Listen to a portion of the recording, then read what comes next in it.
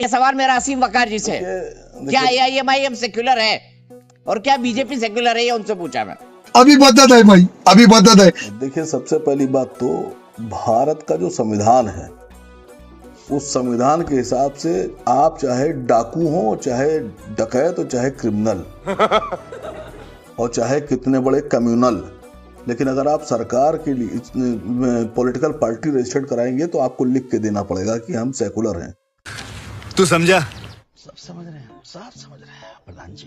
मानसिकता चाहे कितनी गंदी हो, आप सवाल ही गलत पूछ रहे हैं। वो कैसे? सर, मुस्लिम लीग के बारे में बात हो रही थी, जब देश के बंटवारे की बात आई तो जिना की मुस्लिम लीग ने कहा पाकिस्तान, लेकिन हिंदुस्तान की मुस्लिम लीग ने कहा नहीं, कोई बंटवारा नहीं। ये गलत है, ये फैक्ट गलत है असीम वकार जी। नहीं, ये फैक्ट गलत है। कोई बात नहीं, मैं कुछ नहीं बोलता। मैं ये बोलता हूँ कि भाई मुस्लिम लीग को भंग कर दिया गया, जो जिन्ना की पार्टी थी, एक नई पार्टी बनाई गई, लेकिन लोग वही थे जो जिन्ना के साथ थे। हाँ बेटा, लगता है तुम गू खा के ही मानोगे। अरे सुनिए सर, मैं तब से आप ही को सुन रहा हूँ सर। मत समझाइए।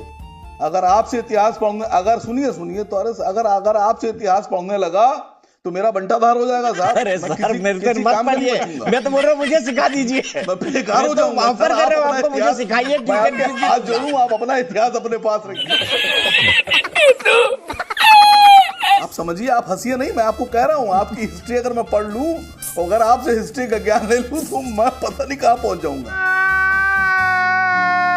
और अभी तो रुको, क्लाइमैक्स अभी बाकी। उसमें कई जगह जो हिंदूवादी संगठन थे, सावरकर थे, इन्हीं ने मुस्लिम लीग का समर्थन किया। अगर आसिम वकार मुसलमान है और MIM में है तो देशद्रोही है, और मुख्तार अब्बास नकवी अगर बीजेपी में है तो सेकुलर हैं, देशभक्त हैं।